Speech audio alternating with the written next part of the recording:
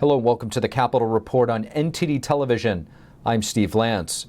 The U.S. Senate today votes on ratifying NATO membership for Finland and Sweden. This comes as a crucial move to expand the Western military alliance following the Russia-Ukraine war. Republican Senator Josh Hawley voted against it, saying it distracts from the real global threat, the Chinese Communist Party. Some say we need to expand NATO in Europe to deter China in Asia. But China isn't going to be deterred by the number of our commitments in Europe. China is going to be deterred by our power to deny their imperial ambitions in Asia. That's it. NATO's 30 allies signed an accession protocol for Finland and Sweden. The two countries are allowed to join the alliance once parliaments from all 30 members ratify the decision. This would be the most significant expansion of the alliance since the 1990s. However, Moscow has repeatedly opposed the move and threatened serious military and political consequences. And we have some sad news to report to you this evening. Congresswoman Jackie Walorski of Indiana has died today. The Congresswoman and two of her aides were killed in a car accident in her home state of Indiana. Fellow Indiana Congressman Jim Banks said in a statement that Walorski was one of the greatest public servants he had ever known. United States Representative Jackie Walorski was 58 years old. Trump-backed candidates won primary races in a handful of states, as voters in 5 states have narrowed down their party's nominee for governor, House, and Senate. And in Kansas, an abortion vote is sparking national attention. Here's NTD's Melina Wisecup with more. Unexpected results came out of the red state of Kansas with abortion access on the ballot. The majority of voters in the state say no to giving their state lawmakers the ability to restrict or ban abortions. The vote was the first of its kind in the nation since the Supreme Court overturned Roe v. Wade. Pro-abortion supporters are hopeful that it indicates a trend. Senate Leader Chuck Schumer used floor time today to express his prediction that this hints Democrats have a chance of keeping their majority in Congress this November. What happened in Red Kansas last night is a reflection of what is happening across the country and what will continue to occur through the November elections. As for other election results, Senator Roy Blunt is leaving Congress, and Eric Schmitt is the projected GOP nominee seeking to replace him. You guys ready to take this country back? Schmitt is currently Missouri's Attorney General. In November, he'll face Trudy Valentine, the Democrat primary winner. And former President Trump's endorsement was once again put to the test in a few states. To take on Michigan's Democrat Governor Gretchen Whitmer, GOP voters in the state have chosen Trump-backed candidate Tudor Dixon. I've talked about this at length, about the 2020 election. It was unlike any election we'd ever seen, obviously, because of the pandemic. Another win for the America First movement in Michigan's 3rd congressional district. Congressman Peter Meijer, one of the 10 Republicans who voted to impeach Trump, will lose his House seat this November. John Gibbs, the GOP nominee, will now face Democrat opponent Hillary Scholten. But 2 other Republicans who defied Trump with an impeachment vote won their primaries in Washington, Representatives Dan Newhouse and Jamie Butler. And in Arizona, Trump-backed Carrie Lake is narrowly leading her opponent Karen Robeson, who is backed by Mike Pence.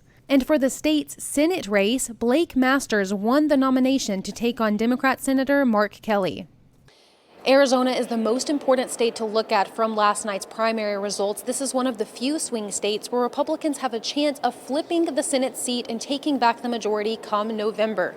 But based on last night's primary results, current Democrat Senator Mark Kelly had about 200,000 more voters turn up to the polls to vote for him versus his now opponent, Trump-backed candidate Blake Masters. So in order for Republicans to flip that Senate seat, hundreds of thousands of more Republicans will have to show up to the polls come November. Reporting in Washington, D.C., Melina Wisecup, NTD News. The State Department is issuing a warning over a higher potential for anti-American violence in foreign countries. That's after a drone strike recently killed the leader of al-Qaeda. The State Department said on Tuesday terrorist organizations might be planning attacks against the United States and interests abroad. They say these attacks may include suicide operations, assassinations, kidnappings, hijackings, and bombings. The agency warns attacks could happen in locations around the globe. U.S. citizens traveling abroad are advised to check government travel advisories before leaving for a new destination. Ayman al-Zawahiri, an Egyptian national, was killed by an American drone strike on Sunday. He took over al-Qaeda after Osama bin Laden was killed. Before his death, Zawahiri had been listed as an FBI most wanted terrorist. Among the many threats our country is facing now, what's the single greatest threat? I asked this question to General Keith Kellogg, the former National Security Advisor. He had some unique insights. Here's our exchange. General Keith Kellogg, thank you so much for joining us. Thanks for having me today. General, if I can ask you, what do you think is the single greatest threat facing the United States right now? This is going to probably sound a little bit strange to you because you're thinking I'm going to say China or Russia or Iran, but I think the greatest threat we have is a lack of leadership at senior levels right now, because that drives everything. And if you don't have this positive, driven leadership, then things start to fall through the crack, and I'm starting to see that. So it goes back to what keeps me up at night. What keeps me up at night is this lack of leadership or a resolve to get something done. And because of that, you see Russia going into Ukraine, which is a major threat in the European environment.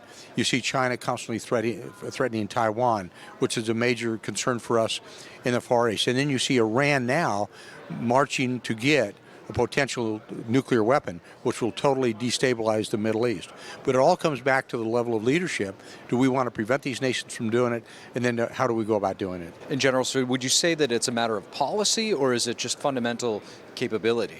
I think it's policy, and it's not, because we have wonderful capabilities within our State Department or in economics or even in the military. What it comes down to is the policies of the administration. You know, when they tell you, for example, let's just use here in the United States, when they tell you, and you have your DHS secretary saying the border is secure, then you're not seeing what's really happening down there, or your definition of secure is significantly different than my definition of secure. So it's all about policy. But again, policy emanates from the Commander-in-Chief, from the President of the United States. And part of a policy is, and I've said this many times before, is doing nothing is in fact a policy. And if you don't want to do anything, which they're doing, then that's the policy. Just don't rock the boat, don't do anything with it. Switching gears a little bit here, I want to ask you about our National Guard. Tens of thousands of National Guardsmen are facing disciplinary action for not being vaccinated. What do you think these types of controversies do to the morale? Yeah, that's a great question. And I think it really does affect morale. It's like a woke policy. And when I say this to people, I said, look, the Army is missing their recruiting goals by tens of thousands, which really we haven't seen in years. And they're missing it not because they say in an economic environment. No, they're missing it because there's a lot of young men and women who've decided, I just don't want to do that, because I don't want to go into a military that is woke or proceeding on things that I don't really believe in. So they're saying, I have options. And one of my options is to not join. And they're voting with their minds and their feet. So you're starting to see that, and I think it's going to cause us problems. If the military thinks that they have now are going to fix the recruiting problem in the near term, I don't think they are. It's going to affect the Army, it's going to affect the Marine Corps, it's going to affect the Navy and the Air Force. We're already seeing that with the COVID-19 policies that they've got. We're seeing it with the things they're now teaching inside the military. Look, I had a relative who had just come back from an 11-month deployment. And the first thing he got caught up in, his first thing he came back, the first day for duty, was all about woke policies. And he said, Dad, when he was talking to me, he said, what about fighting and learning to fight, training to fight, fighting to win on a battlefield? Instead, we're talking about social issues. We shouldn't be focused on social issues the first day we're back from a deployment. And he's right. General Kellogg, thank you. No, thank you. Thanks for having me. Thank you for watching the Capitol Report. If you want to see our full broadcast, check us out at epochtv.com.